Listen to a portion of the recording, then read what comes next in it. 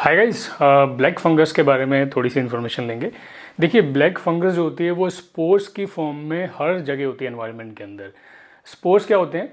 Spores इस तरह के छोटे छोटे दाने जैसे होते हैं, बीज जिसको हम लोग बोलते हैं। तो जो बीज होते हैं ब्लैक फंगस के वो इस तरह से होते हैं, जो आपको कि पहले डायग्राम के अंदर दिखाई पड़ रहे हैं इस तरह से। ये these are the spores of the black fungus.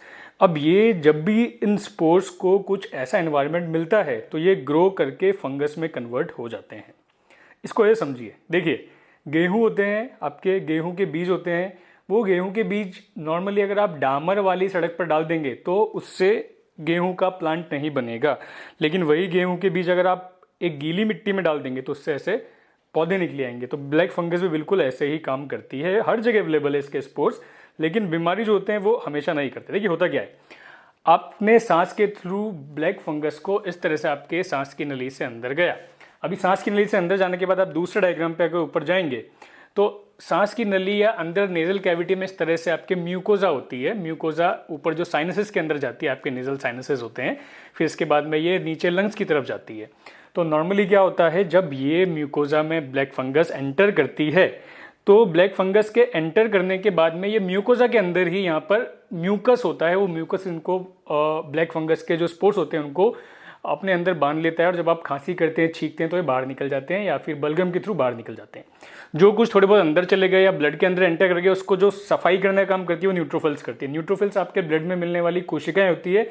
उनका काम ही ये होता है कि जो भी पैथोजन या कोई भी बीमारी करने वाला कीटाणु या फंगस या वायरस को एंटर करा है तो उसको मार देना है। वो कैसे मारती है? न्यूट्रोफिल जो होती है वो इस तरह से बैक्टीरिया फंगस को मारती। देखिए, न्यूट्रोफिल है, इसको दिखा यहाँ पर स्पोर आया है ब्लैक फंगस या किसी का भी, तो इसने यहाँ पे ऐसे उसको खा गई इस तरह से।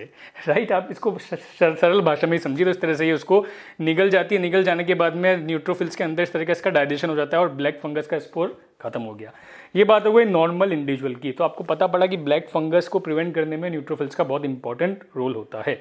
अब क्या होता है, जिन पेशेंट के अंदर इम्यूनिटी डाउन हो गई है, मतलब कि न्यूट्रोफिल्स प्रॉपरली काम नहीं कर रही हैं, या न्यूट्रोफिल्स या इसके अलावा ब्लैक फंगस को ग्रो करने के लिए आपने कुछ ऐसा एनवायरनमेंट प्रोवाइड कर दिया जिससे कि ब्लैक फंगस के स्पोर्स जो हैं वो फंगस में कन्वर्ट हो जाए। जैसे कि मैंने पहले बताया था, गेहूं के बीज होते हैं, उससे गेहूं का पौधा बन जाना, वैसे ही होता है। तो देखिए, ब्लैक फंगस आपकी नाक से एंटर करी यहाँ से अंदर।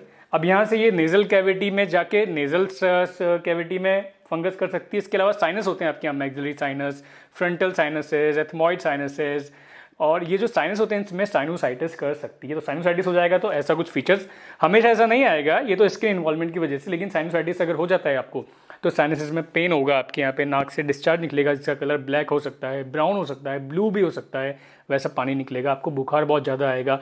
इसी के साथ में आपको साइनस का हेडेक हमेशा बना रहेगा और ऐसा लंबे टाइम तक चलता रहेगा। दूसरा, अगर ये आई के अंदर आपके चली गई है, ऐसे आई एकदम पास में होती है साइनस के पास में, अब आई तक जाने का रास्ता क्या है? साइनस के थ्रू है? नहीं, ब्लड के थ्रू है। देखिए, ब्लैक फंगस आपके नेजल म्यूकोजा में एंटर करी, यहाँ पर न्यूट्रोफिल्स आपकी बराबर काम नहीं कर रही है। वो क्यों काम नहीं कर रही मैं बताता हूँ। तो न्यूट्रोफिल्स काम नहीं कर रही हैं तो ब्लैक फंगस एंटर कर गई आपके म्यूकोजा के नीचे ब्लड वेसल से, उसके अंदर जाने के बाद में फिर ये पूरे शरीर के अंदर, लंग्स के अंदर भी जा सकती है, ये स्किन के अंदर जा सकती है, लीवर के अंदर जा सकती है, और ये आई के अंदर भी चली गई और आँख के अंदर जाके इसने ऑप्थेल्माइटिस करे। इस तरह का आँख का इन्फ्लेमेशन होता है। अभी ये आँख का इन्फ्लेमेशन सीरियस क्यों होता है? आपने न्यूज़ में सुना होगा कि पेशेंट की आँख निकालनी पड़ेगी। वो क्यों करनी पड़ती है? देखिए, आँख और ब्रेन का अगर कम्युनिकेशन देखेंगे तो यहाँ पर ऑप्टिक नर्व, ऑप्टिक कैनाल होती है, जो कि वहाँ से ऑप्टिक नर्व निकलती है और फिर डायरेक्ट वो ब्रेन में जाती है। तो अगर ब्लैक फंगस इन्फेक्शन है आँख का ब्लैक फंगस इन्फेक्शन है तो वो फटाफट से ब्रेन में जाकर मेनिंजाइटिस और एनकेफेलाइटिस वगैरह करके सीरियस ट्रबल कर देगा, जिसको कि सही करना बहुत मुश्किल हो जाता है। इसीलिए ऐसे पेशेंट जिनके अंदर की ऑप्थेल्मिक इन्वॉल्वमेंट हो गया, इनके अंदर सर्जरी करके, सब पेशेंट में नहीं, कुछ पेशेंट में आँख निकालनी पड़ती है, क्योंकि आप दवाई देंगे, दवाई इसकी चलती है 4 से 8 हफ्ते तक, तब तक तो वो इन्फेक्शन ब्रेन तक पहुंच जाएगा और पेशेंट की जान भी जा सकती है। तो जान बचाने या आँख बचाने ऐसी सिचुएशन आती है तो फिर हमको आँख निकालनी पड़ती है। Move on. देखिए, ब्लैक फंगस को डायग्नोस कैसे करेंगे? आपको पहले पेशेंट की हिस्ट्री लेनी पड़ेगी कि उसको वो सब सिम्टम्स थे क्या जिसकी वजह से उसको ब्लैक फंगस हो सकता है। जैसे कि देखिए, क्या होता है, डायबिटिक पेशेंट के अंदर ना, डायबिटीज़, उनका शुगर जब अनकंट्रोल होता है तो शरीर के अंदर कीटोन बॉडीज़ बनती है। कीटोन बॉडी जो होती है ना, वो एक खाद का काम करती है ब्लैक फंगस को ग्रो करने में। तो पेशेंट को अनकंट्रोल डायबिटीज़ है, 1 पॉइंट। फिर डायबिटिक पेशेंट में न्यूट्रोफिल्स की एक्टिविटी वैसे ही कम हो जाती है। सपोज न्यूट्रोफिल एक बार में 50 बैक्टीरिया खा जाती है, सपोज एग्जांपल लीजिए, लेकिन डायबिटिक पेशेंट जिनका शुगर अनकंट्रोल्ड, उसमें न्यूट्रोफिल्स ना 4-5 बैक्टीरिया ही खा पाती है, फिर खा ही नहीं पाती, राइट।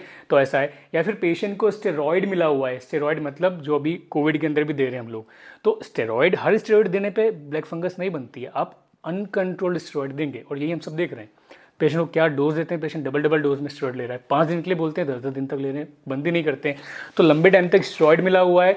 या फिर पेशेंट को इम्यूनोसप्रेशन हुआ है, जैसे कि कैंसर पेशेंट को कीमोथेरेपी देते हैं, तो कीमोथेरेपी में क्या होता है, जो न्यूट्रोफिल्स होती है उनकी एक्टिविटी तो रहती है लेकिन नंबर्स कम हो जाते हैं। जैसे सपोज 4000 न्यूट्रोफिल्स है अभी शरीर के अंदर पर ml ब्लड के अंदर, लेकिन कीमोथेरेपी के 3-4 साइकिल मिलने के बाद में वो न्यूट्रोफिल जो होगा वो 100-150 ही रह जाएंगे, और वो बहुत ही डेंजरस कंडीशन बन जाती है। तो ऐसे पेशेंट के अंदर भी ब्लैक फंगस ग्रो कर सकती है। तो डायबिटीज़ के पेशेंट्स के अंदर, स्टेरॉइड के पेशेंट के अंदर न्यूट्रोफिल्स का नंबर कम नहीं होता है, लेकिन उनकी एक्टिविटी कम हो जाती है, उनको जो करना चाहिए वो नहीं कर पाती है। और इम्यूनो कॉम्प्रोमाइज कीमोथेरेपी वाले पेशेंट में तो न्यूट्रोफिल्स का नंबर ही कम हो जाता है। ये सब चीज़ें जो होती है ये ब्लैक फंगस को ग्रो करवाती है। तो आपको आँख के यहाँ पे इन्फेक्शन हो सकता है। आप डायग्नोस कैसे करना है, क्लिनिकल सिम्टम्स ले लिए, इसके बाद डॉक्टर के पास जाएंगे, आपको नाक के साइनसाइटिस में प्रॉब्लम है, डॉक्टर बोलेगा आ करोगे तो आपके नाक में जो डिस्चार्ज है, आपके वहाँ पे कुछ ऐसे फंगस का डिस्चार्ज दिख रहा है क्या, वो नोट कर सकते हैं। अगर वो भी नहीं दिख रहा है तो फिर वो कैमरा डाल के देखते हैं, अंदर कैमरा डाल के देखेंगे अंदर नाक में, तो इस तरह से फंगस के वहाँ पे आपको कॉलोनीज दिखाई पड़ती है, काली काली फंगस की कॉलोनीज नाक में दिखाई पड़ती है। ये ईएनटी डॉक्टर्स कैमरा डाल के चेक करते हैं। सिटी स्कैन करवाते हैं। देखिए सिटी स्कैन जो आपको 4th पिक्चर में दिख रहा है, ये सिटी स्कैन में देखिए ये नॉर्मल साइड का साइनस है, लेकिन ये जो राइट साइड का साइनस है पूरी तरह से फंगस या कोई भी, अभी इसमें ये फंगस सिटी स्कैन में पता नहीं पड़ता है फंगस या क्या, सिटी स्कैन में पता पड़ता है कि जो साइनसेस है वो ब्लॉक हो गए हैं, और वो किस वजह से ब्लॉक हुए हैं, वहाँ ब्लड भी कलेक्ट हो सकता है, वहाँ पे सिक्रेशन भी हो सकते हैं, वहाँ पे फंगस भी हो सकता है। तो अगर हमारा क्लिनिकल डाउट फेवर कर रहा है कि फंगस है, तो फिर हम लोग उसको फंगस मान के ही आगे डायग्नोस करेंगे। बाकी तो हमने फिर ये यहाँ स्कोप ही करके कैमरा डाल के देख ही लिया फंगस है या नहीं है। चलिए अभी डायग्नोस तो हमने क्लिनिकल ग्राउंड पे कर लिया, कंफर्मेशन कैसे करें, तो कंफर्मेशन करने के 2 तरीके हैं। जब आपको फंगस जो पानी निकलता है उस पानी को जांच के लिए भेज दीजिए, या फिर जब आप स्कोप कैमरा डाल के फंगस को देखें तो उसकी कॉलोनी को थोड़ा सा ले लीजिए, उसको जांच के लिए भेज दीजिए। जांच 2 तरह की होती है। एक होता है कि आप उसको माइक्रोस्कोप में देखिए फंगस है या नहीं, जिसको कि हम लोग हिस्टोपैथोलॉजी बोलते हैं, स्टेनिंग करके स्लाइड में देखते हैं। तो स्लाइड में कुछ इस तरह की फंगस दिखाई पड़ती है, जो नीचे आपको दिखाई पड़ रही है, ये फंगस तरह की दिखाई पड़ती है आपको, राइट। और ये रिजल्ट जो होता है ये 1-2 दिन में ही पता पड़ जाता है। लेकिन दूसरा तरीका ये होता है कि आप जो सिक्रेशन निकला है उसको पेट्री डिश में डालिए, कल्चर मीडिया जिसको बोलते हैं, ये वाला, right, this is culture media. और इस कल्चर मीडिया में डालने के बाद 3-4 हफ्ते तक वेट करिए। 3-4 हफ्ते के बाद में फंगस की कॉलोनीज ऐसी बन जाएगी, जो नीचे की साइड दिख रही है फंगस कॉलोनीज है जो कि बन गई है।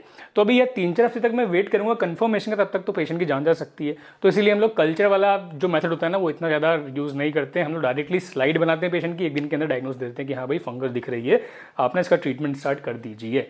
ट्रीटमेंट स्टार्ट करना चाहिए, सबसे इंपॉर्टेंट पॉइंट है। अभी ना एंटी फंगल ड्रग तो मार्केट में मिल ही नहीं रही है। आप न्यूज़ चैनल लगा लो, आपको हर जगह पता पड़ेगा एंटी फंगल दवाइयाँ मिल ही नहीं रही है। मैं तो सबसे ज़्यादा अपडेट रहता हूँ, न्यूज़ में देखते रहता हूँ, रात को एक बार न्यूज़ जरूर देखता हूँ, दिन भर नहीं देखता हूँ, रात को आधे घंटे के लिए न्यूज़ देखता हूँ, तो उसमें पता पड़ जाता है कि मार्केट में एंटी फंगल दवाइयाँ भी नहीं मिल रही है। देखिए सबसे पहला काम, शुगर अनकंट्रोल्ड है आपका, शुगर अनकंट्रोल्ड है, शुगर ही तो सारा पंगा कर रहा है, शुगर को कंट्रोल करिए। आपके पास अगर ग्लूकोमीटर है तो ग्लूकोमीटर से ट्राई करिए कि आप शुगर को हर 8 घंटे में चेक करें, और आप एक चार्टिंग कर लीजिए शुगर का लेवल कितना है, उसको आप अपने डॉक्टर को फ़ोन करके बताइए, फिर आपको वो इंसुलिन बताएगा, इंसुलिन या जो भी दवाई लेना है वो बताएगा। तो शुगर कंट्रोल करना बहुत जरूरी है, क्योंकि शुगर कंट्रोल नहीं करेंगे तो न्यूट्रोफिल में एक्टिविटी नहीं आएगी, कीटोन्स बॉडी कम नहीं होगी, और फिर फंगस को ग्रो करने में मदद मिलती रहेगी। दूसरा, स्टेरॉइड कितना लिया है भाई, ये भी बता दो डॉक्टर को, कितना स्टेरॉइड लिया है, सच सच बता दो कितना लिया है। ये बॉडी वाला स्टेरॉइड नहीं होता है, ये ट्रीटमेंट के टाइम पे जो हम लोग कोविड पेशेंट में देते हैं वो जनरली 5 से 6 दिन के लिए देते हैं, लेकिन लोग 10-10 दिन तक स्टेरॉइड लेते हैं। 6 मिलीग्राम का डेक्सा बोलो, 12 मिलीग्राम का ले लेते हैं। 100 मिलीग्राम का कोई डोज बोलो तो 200 का ले लेंगे, 32 का बोलो तो 60 का ले लेंगे। तो वो सेल्फ मेडिकेशन से बहुत ज़्यादा, स्टेरॉइड से भी ये प्रॉब्लम होती है। दूसरा, एंटी फंगल दवाई, एंटी फंगल में एम्फोटेरेसिन बी ही इसका ट्रीटमेंट ऑफ चॉइस है। पॉसिकोनाजोल सेकंड ऑप्शन में आता है, फर्स्ट ऑप्शन में एंटी फंगल एम्फोटेरेसिन बी होती है, और ज़्यादा अच्छी एम्फोटेरेसिन बी जो होती है वो होती है लाइपोसोमल एम्फोटेरेसिन बी। अब वो एम्फोटेरेसिन बी मार्केट में अभी तो नहीं मिल रही है, लेकिन मैं होप करता हूँ जल्दी मिल जाएगी। So this is all about black fungus का disease. Thanks for watching it, a nice day, bye bye.